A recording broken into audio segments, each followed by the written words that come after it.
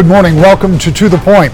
This week in Lansing, lawmakers moved forward with raising the age at which one can automatically be charged as an adult from 17 to 18, which puts Michigan in line with most other states. The governor's ban on flavored vape was put on hold by a judge. The issue will now move to the Supreme Court. And lawmakers are still talking about the budget. The budget, as you know, was passed, modified, partially vetoed, then signed. But there is still some thought it could be further changed to reflect some spending priorities. Some of that will come up this morning as we talk with two freshman lawmakers, beginning with Grand Rapids Township Representative Lynn Afendoulis. Representative, let's talk about one of the initiatives that you're working on, and this is something that really is focused on your district, and that is, it's called Filter First, but it has to do with the contamination that we've seen from PFAS and other materials over the past number of years. Tell me about what that bill would do. Well, this was an opportunity to attack it at the source for our youth, and this bill requires schools and daycare centers to have filters at sources where students will come into it for drinking and use in cafeterias and such. So it would require those schools and daycare centers first to test. Yes. And regardless of the outcome of that test, put these filters in, and then there would be testing subsequent to that, but at least you would have the filter. Yes, and the testing subsequent to that is a different kind of testing. The problem with the testing for lead in pipes and other things is that in schools and daycares, oftentimes they're not used over weekends and on breaks, and so the testing is erratic and the results are erratic. So it just made a lot of sense. Let's just put filters at the sources so that we're not playing with our kids' health and playing with their lives and just getting that kind of safety mechanism right there at the faucet. And let's talk a little bit about how this happens, because this is a bipartisan initiative, as are so many things that happen in the legislature. That's we true. talk a lot about the things that divide parties, but particularly right now, despite what we hear about the budget, and we may get to that later, but and some of those kind of things, there really is an effort to work together. In fact, the Senate Minority Leader is one of the co-sponsors of the bill over in the Senate. Yeah, that's true. Yes, it's a bipartisan package of bills. It's not the first bipartisan package of bills I've participated in, and I'm very confident it'll get support on both sides.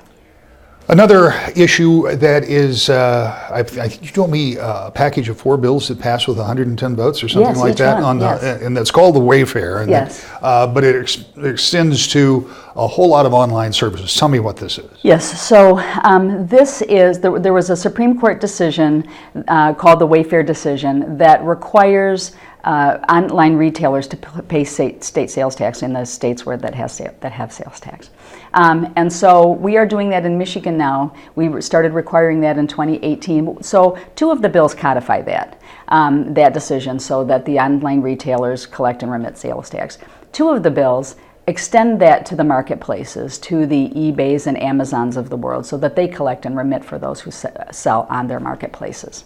So it's a significant revenue stream for the state of Michigan, and it's not a new tax. I have to say that because many people say it's not a new tax. This is a tax that ought to be collected and should have been collected, and it is a fairness issue for Michigan retailers. Currently, people can sell into Michigan and at an unfair competitive advantage to our retailers. Well, and that is, I mean, if you've got bricks and mortar that you have invested in the state and you're paying those sales tax, particularly from the standpoint of that store owner, it's a real disadvantage if everything that you can buy online is automatically 6% cheaper. Right. So the way this came about was one of my constituents has a retail operation, and he came and told me that, I have a lot of people who come into my place of business, look at the equipment. Sometimes they actually just take photographs right there of the equipment, write down the description, go home, purchase it online, avoiding sales tax, avoiding the 6% Michigan sales tax, and getting free delivery. So it puts him at quite a competitive disadvantage. And like I said, this is a fairness issue for small business owners throughout Michigan. And so this is passed, as you say, the tax was always supposed to have been collected since 2018, and so this just expands it to acknowledge that it goes to anything that you're buying online. That's correct. And when and I hesitate to say when would it go into effect, because theoretically it is in effect, but will there be an effective date for that, or is that something that should just commence? So the portion that covers retailers under the original Wayfair decision went into effect in 2018. The portion that covers the marketplaces goes into effect January 1st. Okay, so beginning January 1st, virtually anything should include that 6%. That's correct. All right. Sorry about something else that, and you pointed out that this is something that's been a long time in the making, but you are the beneficiary of being here when it finally takes place. And it kind of brings Michigan into compliance with a lot of other states, and that's how we treat young people in our court system. It's called Raise the Age. As it is currently, 17-year-olds in our system could immediately be considered adults, and we're one of only four states. Four states. Correct. That have done that, but with a vote this week, that changes. Yes, that's correct. And as you stated, this has been worked on from previous legislatures for 5 years at least, I think. And so I'm fortunate to be in the legislature that actually got to vote on this package of bills, and it does. It gives the courts and the prosecutors and our criminal justice system the discretion to take a look at a youth and determine whether or not this person should be tried as an adult, or a 17-year-old, or as a youth and a juvenile. And there's a federal overlay too, because the federal government has gone back and said you have to look at sentencings for people who were minors when they were sentenced anyway. So I mean, there is kind of this. We hear a lot of times. Social justice and justice in the criminal justice system. And that's been kind of a push here in the legislature this year too, with civil asset forfeiture and some of the other moves that have been going on. I say all of that to get to this point. We had this conversation, you and I were at a event not long ago. We were talking about the budget process. And even though we know that the outcome of the budget that was passed in the legislature was the governor vetoing nearly $1 billion worth of spending and rearranging a whole bunch more, about $600 million, maybe a little more than that, of spending. So it wasn't a particularly smooth negotiation between the governor and the legislature, but most of those spending bills were bipartisan. They did get Republicans and Democrats to vote for them. And even though the outcome was different than what was voted on, what kind of cooperation are we experiencing in the legislature? Because from no-fault auto insurance reform, which I thought would never happen, to raising the age, which, as you point out, has been a long time in the making, to doing some other significant work in the legislature. And again, you're new at this, but it occurs to me that there are a lot of people that are at least talking to each other. When people ask me, have I had any surprises since I've been in the legislature? One of them has been the great cooperation among my colleagues on both sides of the aisle. There is a great spirit of bipartisanship, despite what might appear to be otherwise. We work closely together. There's a lot of respect and a lot of work that goes on both sides of the aisle. It was disappointing that the budget got to the point that it did in the manner that it did. It's my first budget process, so but everything that led up to that, well, not everything, but many things that led up to that were bipartisan in spirit, and that has been a richly rewarding surprise for me as a first-time legislator. Well, and that brings me to another set of questions, because this is, I don't want to overstate it, but it is a pretty steep learning curve particularly if you haven't been around it. Yes. Or been immersed in some of it. What else has been a surprise to you? I know early on you were deeply immersed in doing a lot of reading and just getting up to speed, because there are a lot of ongoing issues that you start at zero, right, and you've got to get to 60 in a big hurry. Right. So that's one of the surprises, is how quickly you have to. Yeah. But you're surrounded by people who are there to help and who are eager to help. The staff of the House and the staff of the staff of the House and my staff are very got great expertise, and are so eager to serve and love to do what they do, and they're just so skilled. So that has been both a surprise and an enormous benefit. There are just many people in this community, this Lansing community, and the legislative community that are just make my job easier. When you look forward, you've only got, the way the legislature works is normally you're in session 3 days a week. There's plenty of work to do when you're not in session.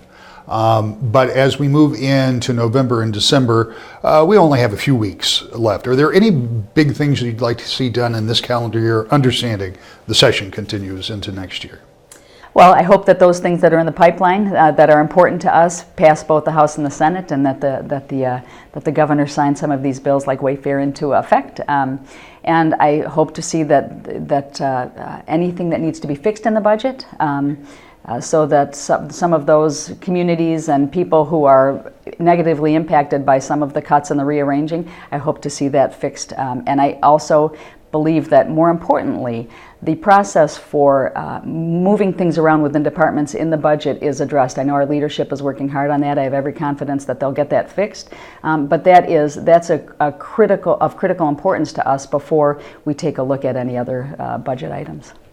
When we come back, another look at service in the State House with another freshman from the Democratic side of the aisle. That's next. To the Point.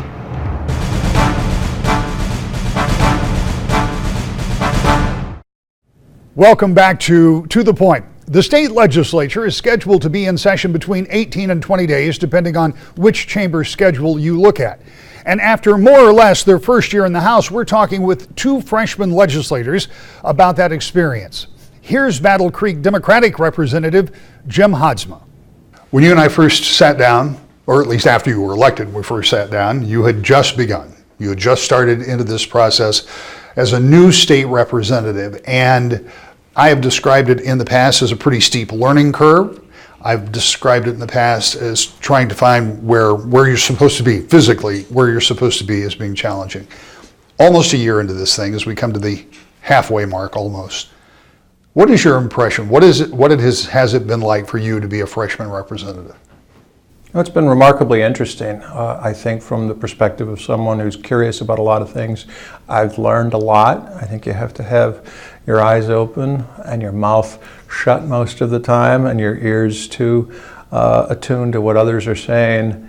But it's been remarkably interesting to take up some of the issues that never would I have thought would be issues I'd ever considered, like the location of gravel pits, or whether the state or townships or municipalities should regulate the location of gravel pits, or drones on Mackinac Island, and the back and forth even with a drone supplier's lobby in context of that issue. And interestingly enough, issues like jurisdiction, who would have jurisdiction over drones on Mackinac Island, that came before us in both the Transportation Committee and then on the House floor. Should it be the FAA or should it be the state? So interesting issues that I would not have ever been presented except for my opportunity to serve the 62nd District in this position. That's interesting that you bring that up, because as a lawyer, jurisdiction is an important thing for you, and that must have been an interesting conversation. Is it surprising overall about all of the different, and I don't want to use the word minutia, but the detailed type of legislation that you're asked to look at? Because some of it gets real specific, as you just pointed out. The diversity is really fascinating, because there's so many different things that we're taking up. Raise the age from 17 to 18, issues that were asked by constituents to comment on, like the vaping ban, which wasn't our issue at the State House, but many times people want to communicate with you about issues, speaking of jurisdiction over which the representative has no jurisdiction. So just a couple weeks ago, the principal issues that we were being communicated about were Eastern equine encephalitis, vaping, professional counselors, and in terms of the scope of practice of professional counselors, and then the budget issues. So Yeah. Lots of stuff. Speaking of practicing law, it's like being back at law school and having a whole lot of different subject areas as opposed to one niche in which you're focusing. Well, and Triple E has been a very big concern, particularly in the district that you serve and throughout a good deal of the state. The vaping ban, and I'll ask you about this only from this standpoint, it has been at least temporarily stopped because of legal action. Those are the kind of things that I know you're familiar with, but does any of that surprise you that even when the governor does something, it isn't necessarily final? Because it was kind of like the budgets, we'll talk about that in a minute. I mean, those get changed too. But even if there is a decision made, that they're certainly always open for challenges, right? Absolutely, Rick, and it doesn't surprise me given the professional experience from which I come. There's always, as you said, challenge, and you almost expect a challenge. The Triple E thing just came upon us all of a sudden, and remarkably, I was just talking with another representative not that far distantly removed from the 62nd District who didn't know about the issue about aerial spraying.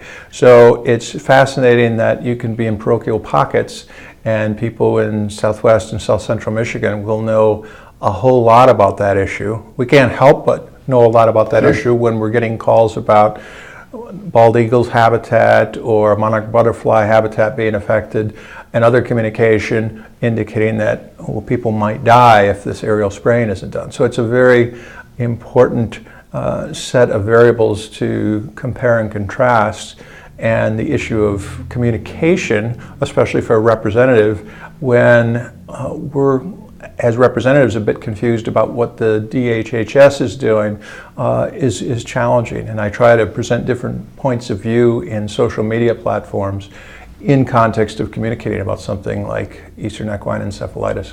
Well, and it's difficult too, because now all of a sudden your constituents kind of de facto expect you to be the expert on it. And not only what DHHS is doing, but what does it do to those other habitats? And while I'm sure you try to avail yourself to all of it, again, you can't become an expert on everything. You certainly can't, but you can certainly, as I started the interview by saying, satisfy curiosity, assuage curiosity by making certain that you learn a lot about different things, but also depend on experts in relation to giving compare and contrast points of view on something like Triple E. When you think about this in total, I mean, that being, you put it in an interesting way. You know, you have those concerns, real concerns about other habitat, weighed against people could be in danger of losing their lives. I mean, that's pretty weighty stuff to have to deal with as a state representative, but some of it's like that.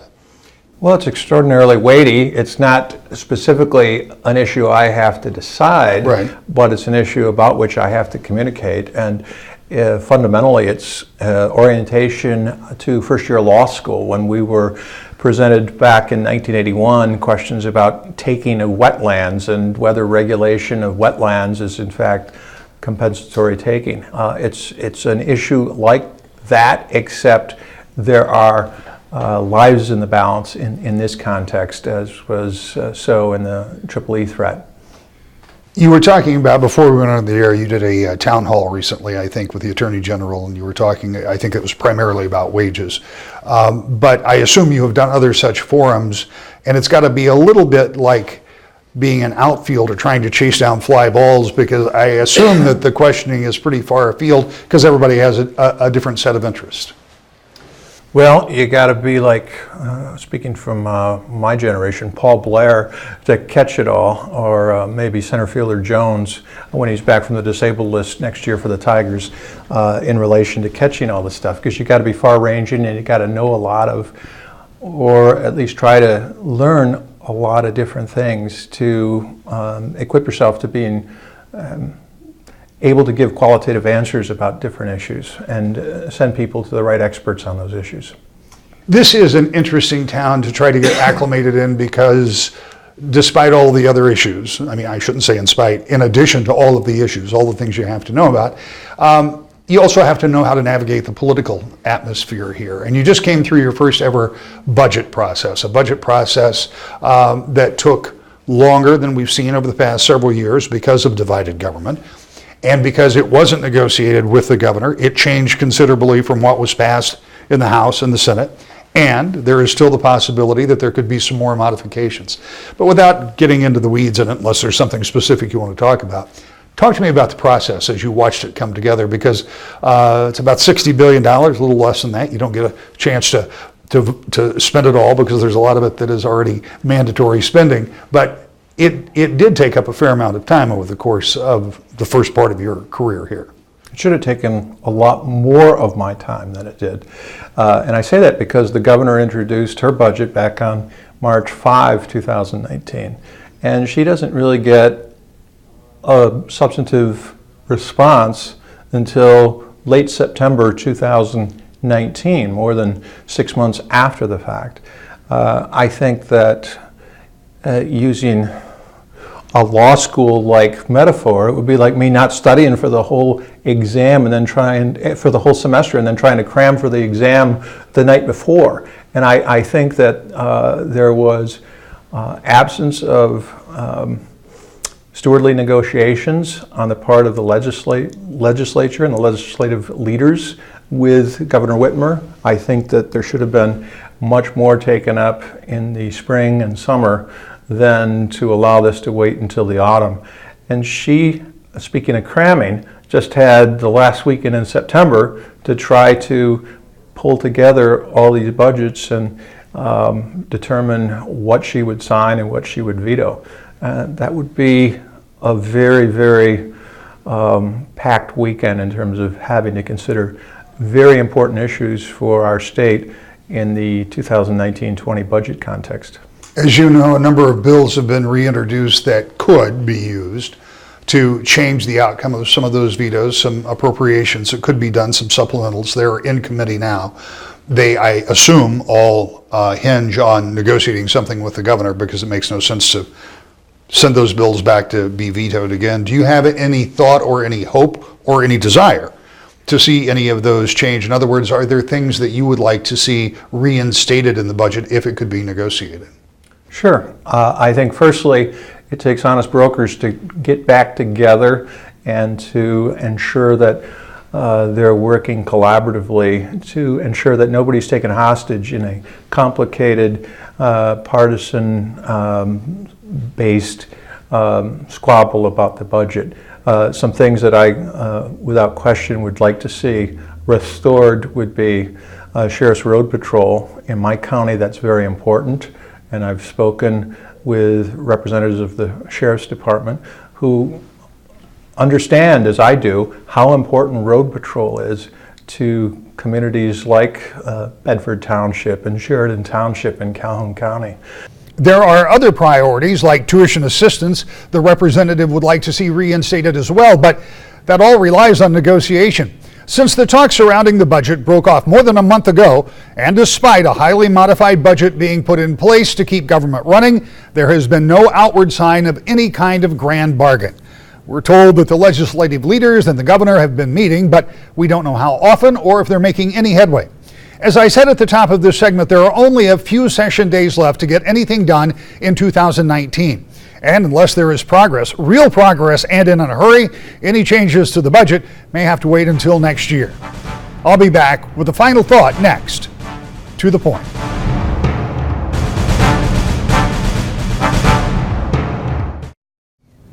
So in Lansing, there is still legislation being passed and talked about. We also told you about some of those things at the top of the show. Governor and Lieutenant Governor continue with one of their primary focuses called Thriving Cities, kind of a listening tour around the state. So even as there is still a somewhat unsettled environment around the budget, things in Lansing are still moving along. Not quite the same case in D.C. We'll talk about that next week. To the point.